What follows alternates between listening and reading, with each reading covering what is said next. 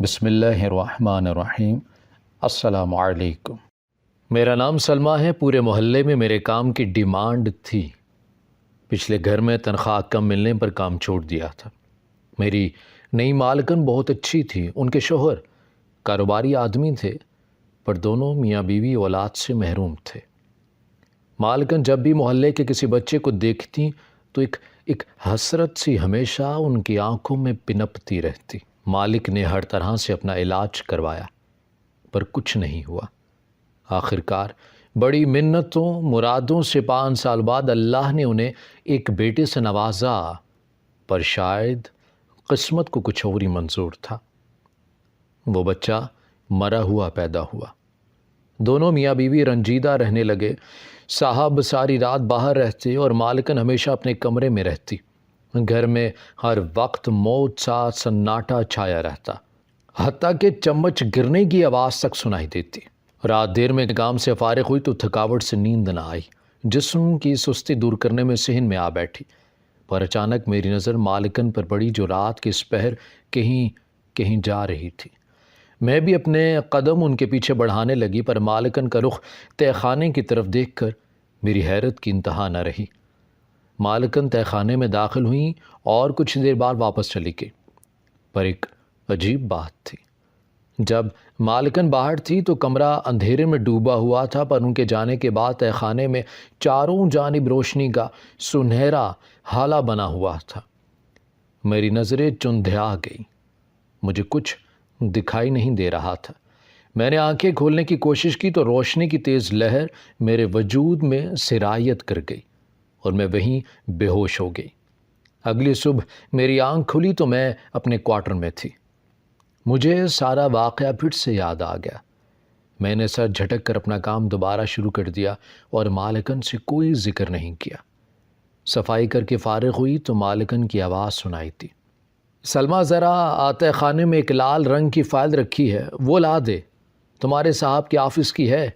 میں نے تہہ خانے کی طرف قدم بڑھائے اور لکڑی کی بنی الماری سے فائل نکالنے لگی۔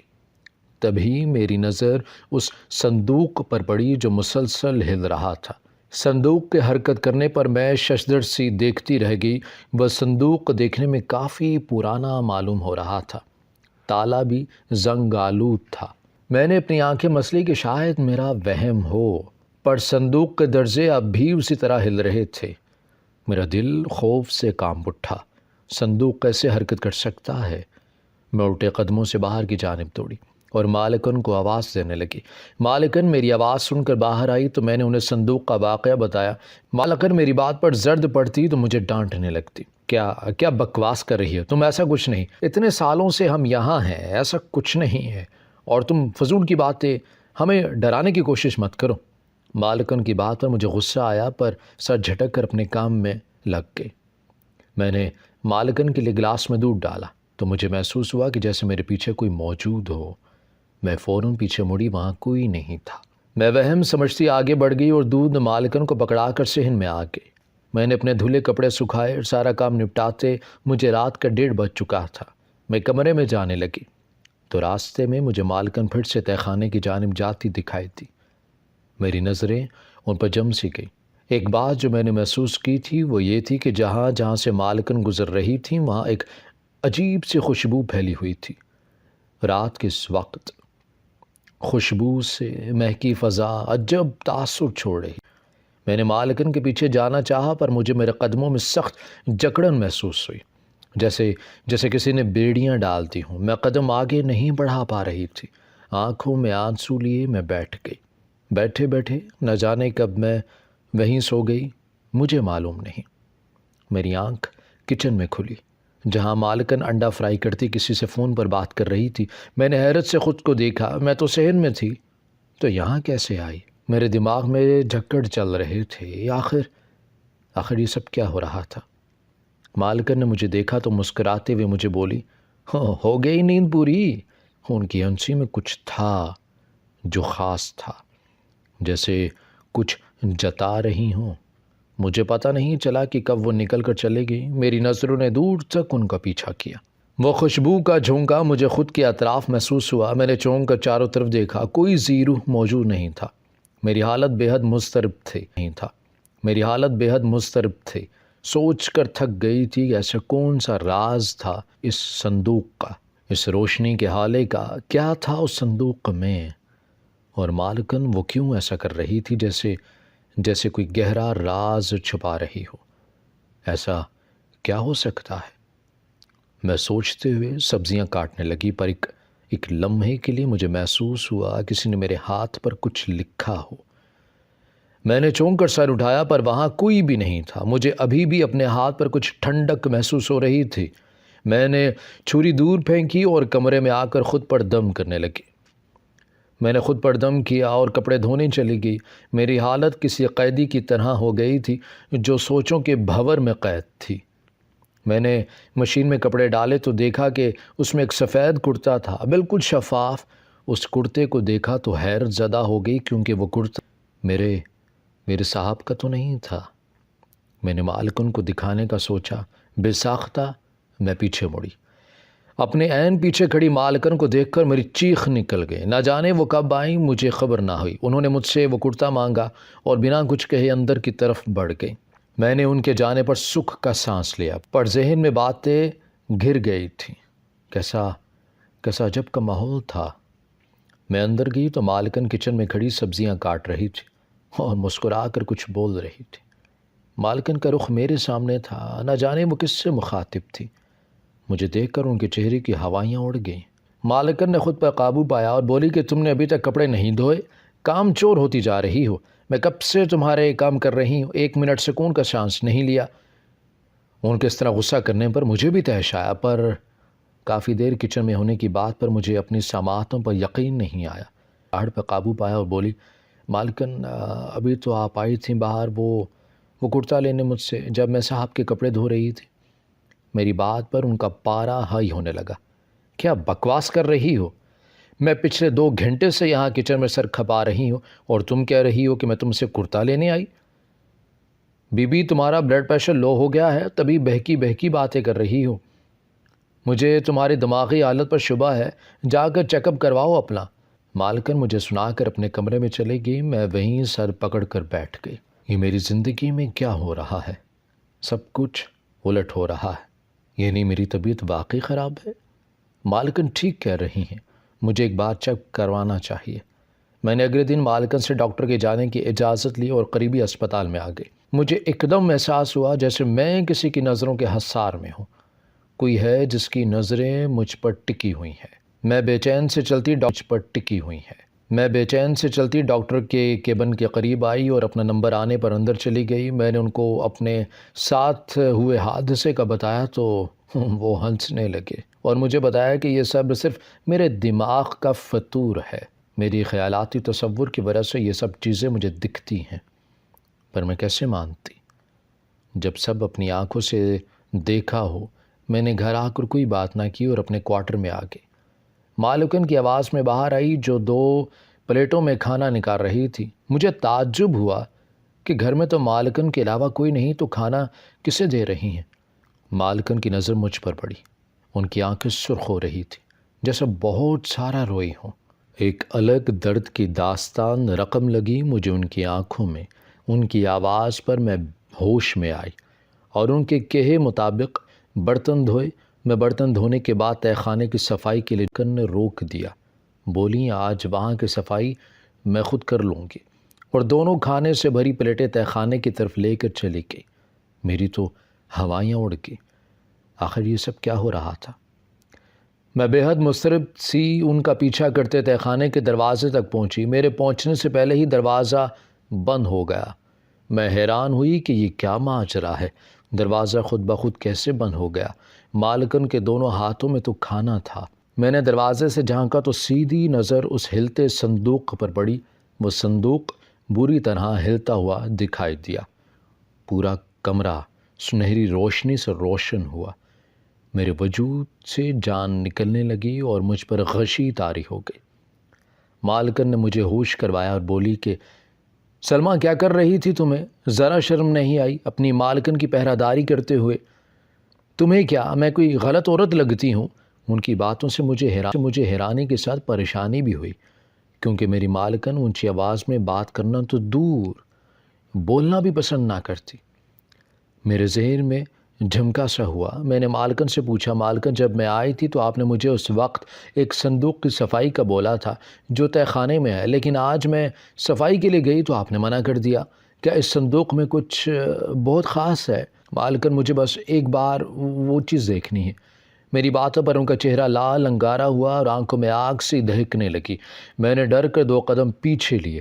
مالکن نے گہرا سانس لیا اور خود کو نارمل کر کے بولی، ہاں میں ضرور دکھاتی تمہیں، لیکن اس کی چابی میرے پاس نہیں ہے، تمہارے صاحب کے پاس ہے۔ اس صندوق پر اتنا دھیان مت دو، اس میں میرے مرحوم بچے کے کپڑے ہیں اور کچھ نہیں۔ سن لیا نا؟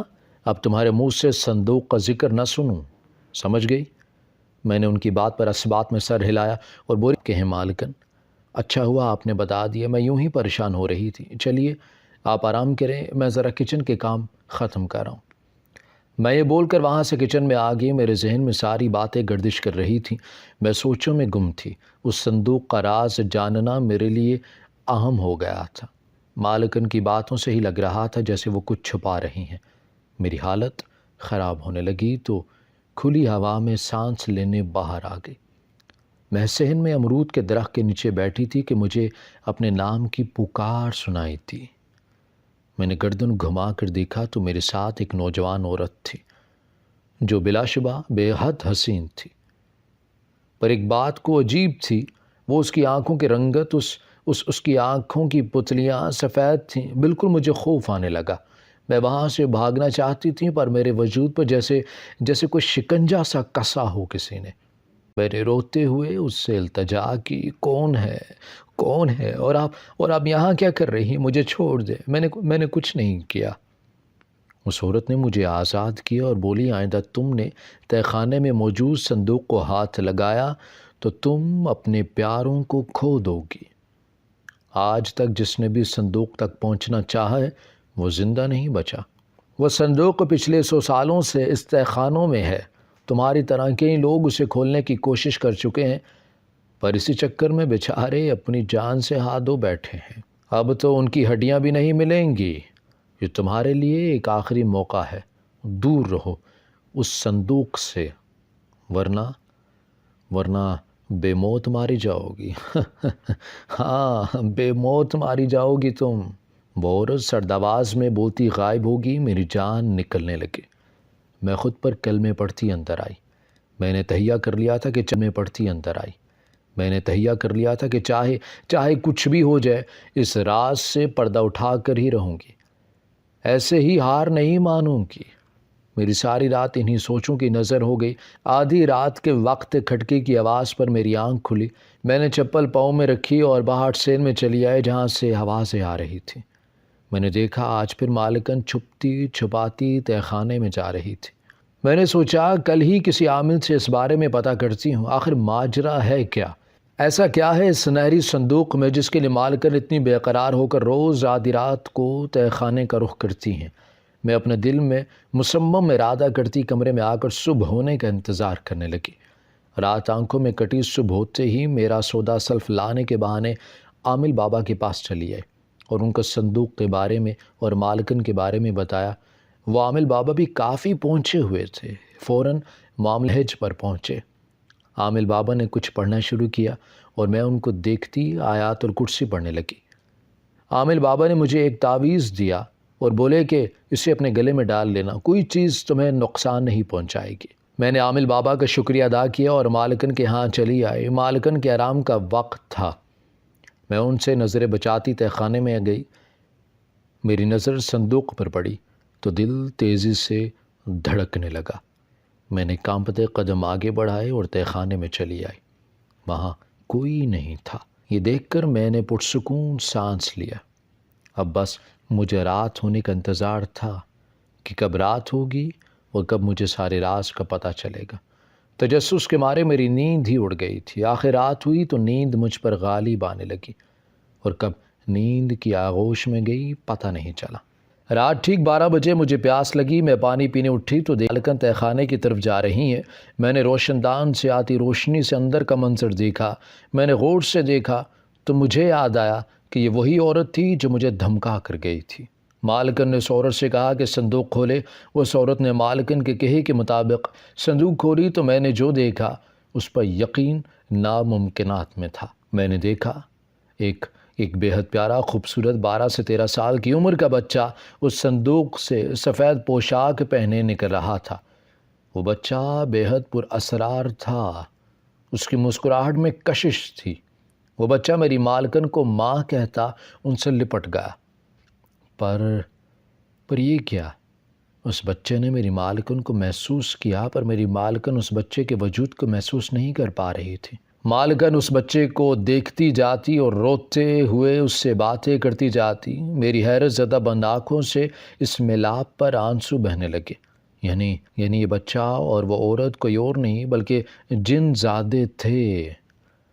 مالکن اس بچے سے روز ملنے تہہ خانے میں جاتی تھی۔ ممتا کی بھوک اور تڑپ نے انہیں اس بچے کی طرف راغب کیا تھا، پر آج جس شدت سے وہ تڑپ کر اسے پکار رہی تھی، اسے سن کر مجھے تکلیف نے آ گھیرا۔ میری مالکن بار بار یہی الفاظ سے دہرا رہی تھی، میرا بیٹا مجھے چھوڑ کر مت جا۔ میں سالوں پہلے یہ دکھ جھیل چکی ہوں، اب نہیں جھیل پاؤں گی۔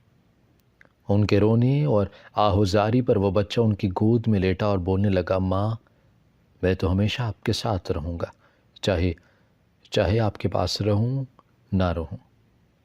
ماں مجھے بہت تکلیف ہوتی ہے اس صندوق میں آزاد ہونا چاہتا ہوں اس صندوق سے، لیکن آپ کی محبت سے نہیں۔ میری دعا ہے کہ خدا آپ کو جو مجھ سے بھی بہتر ہو۔